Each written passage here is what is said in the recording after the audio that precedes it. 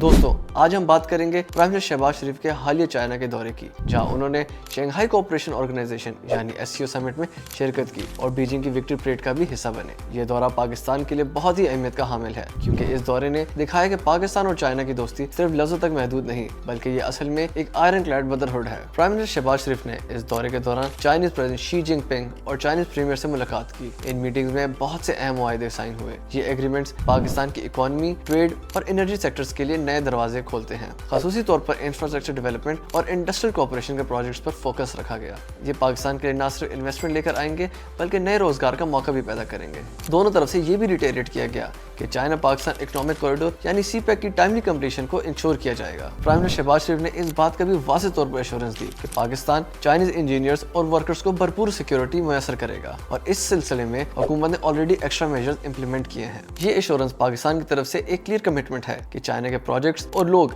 बिल्कुल safe environment में काम करेंगे। विक्ट्री परेड के दिन दुनिया ने एक तारीखी मंजर देखा जब president Xi Jinping, president Putin, north Korea के लीडर किम जोंग उन और प्राइम मिनिस्टर शहबाज शरीफ एक साथ अरीना में एंटर हुए। तो ये तस्वीर दुनिया भर के लिए एक बहुत ताकतवर पैगाम था। ये तस्वीर ये दिखाती है कि एशिया के लीडर्स एक प्लेटफॉर्म पर हैं और ग्लोबल पॉलिटिक्स का नया मंजर उभर रहा है, जहां पाकिस्तान भी एक सेंट्रल किरदार अदा कर रहा है। शहबाज शरीफ का ये दौरा इस बात का सबूत है कि पाकिस्तान की फॉरेन पॉलिसी डायरेक्शन सही सिमत में चल रही है और चाइना के साथ हमारा ताल्लुकात मजीद मजबूत हो रहे हैं। पाकिस्तान और चाइना ने दुनिया को बताया कि दोनों मुल्क सिर्फ स्ट्रेटेजिक पार्टनर नहीं, बल्कि आयरन क्लैड ब्रदर्स हैं जो हर मुश्किल वक्त में एक दूसरे के साथ खड़े हैं। इस दौरे की एक और बड़ी अचीवमेंट ये है कि पाकिस्तान को SCO समिट में एक सेंट्रल रोल मिला। शहबाज शरीफ ने वहां अपने एड्रेस में रीजनल पीस, कनेक्टिविटी और इकोनॉमिक ऑपरेशन के लिए पाकिस्तान का विजन को शेयर किया। ये पाकिस्तान की सॉफ्ट इमेज को दुनिया भर में प्रमोट करने का बहुत अहम मौका था। समझाना जरूरी है कि इस दौरे के बाद पाकिस्तान और चाइना के दरमियान नए प्रोजेक्ट शुरू होंगे जो CPEC फेज 2